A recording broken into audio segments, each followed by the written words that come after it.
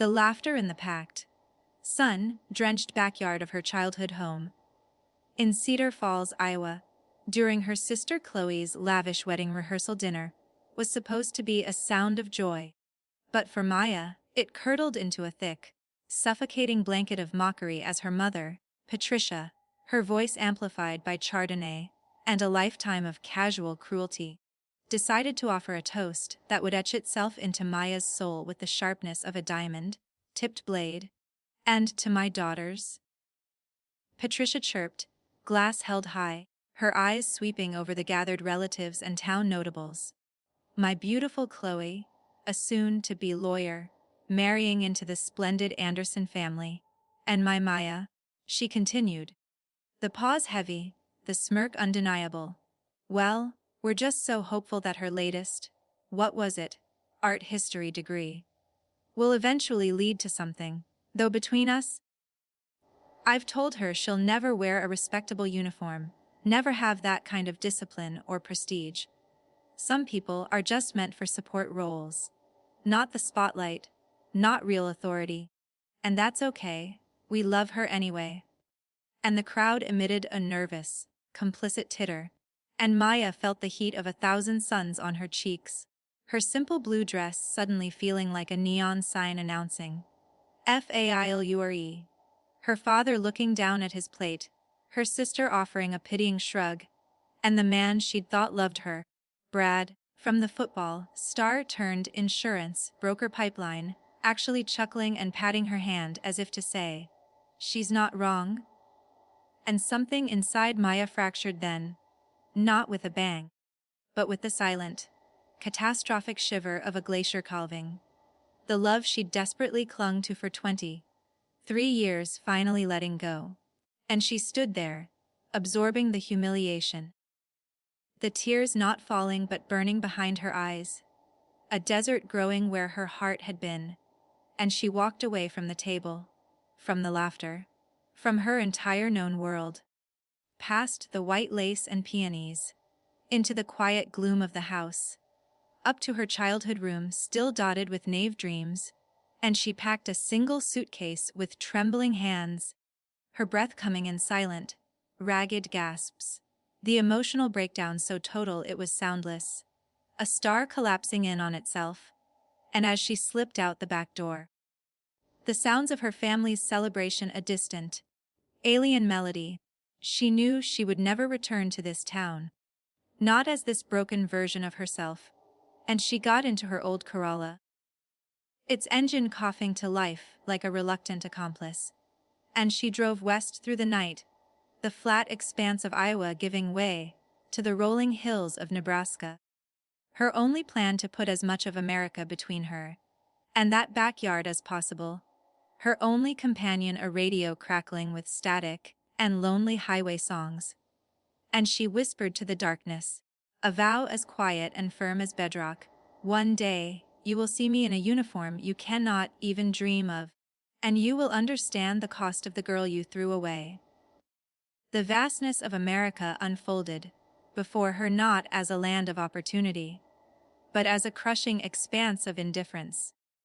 Her first stop was Denver, where the mountains seemed to mock her smallness, and she found a tiny studio apartment that smelled of old carpet and regret, its rent consuming most of the meager savings she'd scraped from part-time campus jobs, and the survival began in earnest, a brutal, grinding marathon of humiliation and want. She took a job as a night shift barista at a 24-hour truck stop diner off I-70, her hands scalded by coffee, her nostrils filled with the smell of grease and despair, serving bleary-eyed drivers who rarely met her eyes, and by day she scoured job listings, her art history degree a punchline in a world demanding coding skills or sales experience. The rejections piled up in her inbox, a digital monument to her mother's prophecy. The loneliness was a physical weight, a constant coldness in her chest that the thin Denver sunshine couldn't warm. She would call home sometimes, on birthdays or holidays, her heart a foolish, hopeful thing, only to hear her mother's distracted, "Oh, Maya, "Can I call you back? Chloe and David are here for dinner." Or her father's hurried, "Sweetie, send an email. Your mother is reading the updates from Chloe's firm." And the dial tone would become the loudest sound in her lonely room, and the silent tears would come then, hot and shame filled, into her pillow so the neighbors wouldn't hear. Months bled into a year.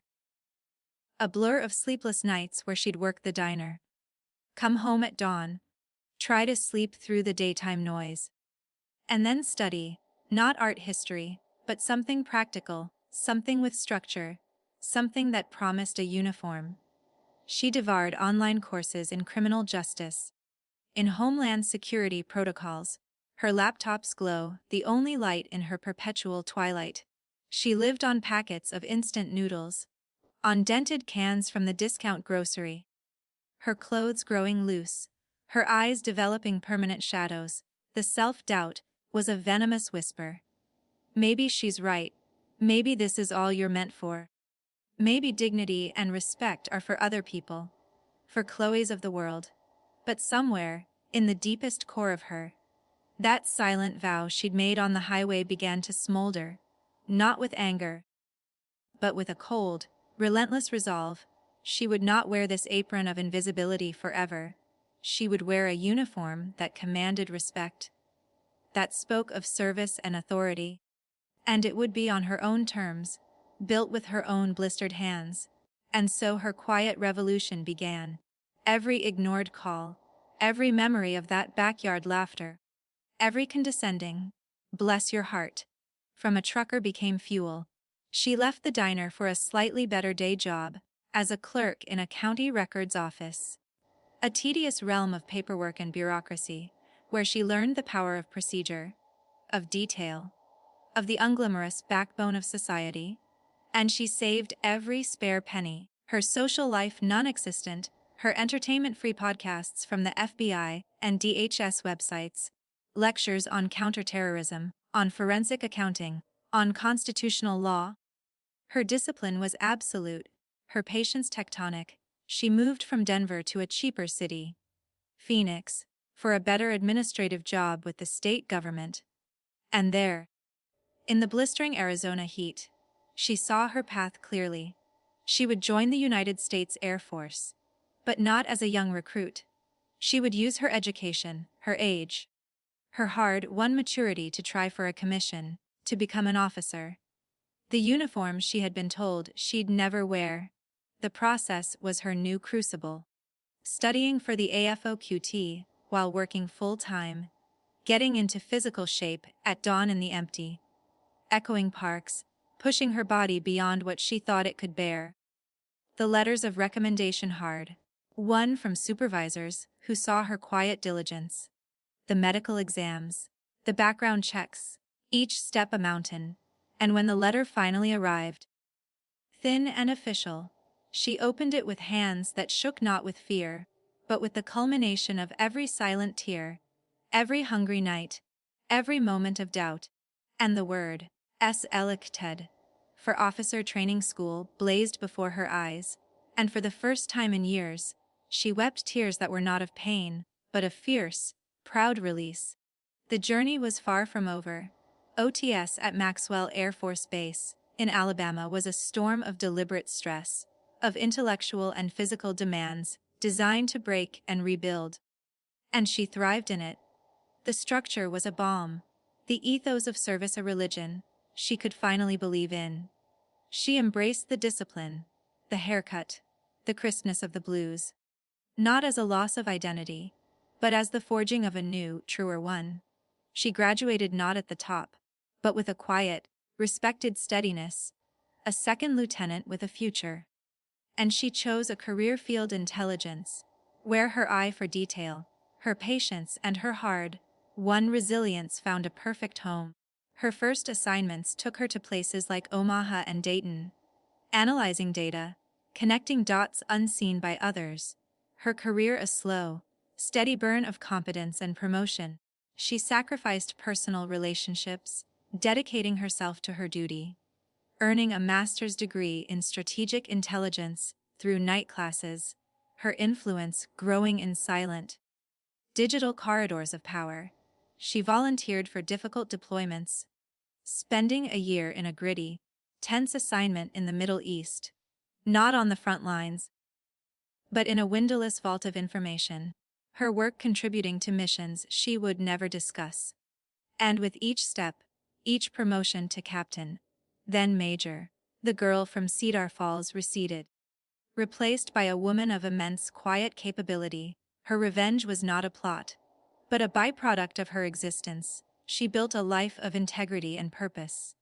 Buying a small, tidy house near Andrews Air Force Base, her life filled not with drama, but with the profound satisfaction of meaningful work. And she watched from a serene distance. Through the occasional filtered social media post from a cousin, as her family's life in Iowa unfolded, her father's small manufacturing business struggling in a shifting economy, her sister Chloe's picture, perfect marriage showing cracks, the Andersons losing some of their local luster, and her mother, Patricia, ever the social climber, growing more frantic, more brittle. As the world she understood seemed to shrink, and Maya waited, not with anticipation, but with the calm knowledge that time reveals all truths. And the moment arrived not with a summons, but with a tragic, mundane inevitability. Her father had a serious heart attack, the kind that required a specialized cardiac procedure, only available at a premier military hospital, Walter Reed National Military Medical Center, and the family, desperate, pulling every string in their small, town network, found all doors closed, until a sympathetic nurse, hearing their plight, said, "Your only hope is to get a referral through the office of the Air Force Surgeon General. It's a long shot, but sometimes if there's a compelling humanitarian need, and a connection." And Patricia, in her frantic searching, remembered a stray comment from a cousin years ago about Maya being in the service somewhere, and with profound reluctance, digging through old emails, she found a contact address, and she wrote, not as a mother, but as a supplicant, a plea couched in formal, strained language, asking if Maya, by any remote chance, knew of a way to facilitate a review of her father's case. And Maya, now Lieutenant Colonel Maya Thorne, intelligence officer with a top secret clearance and a network of respect earned over a decade of impeccable service. Read the email in her orderly office, a single, calm tear tracing a path down her cheek for the girl who had been told she'd never amount to anything. And she acted, not for revenge, but for the basic human decency. That was the core of her oath.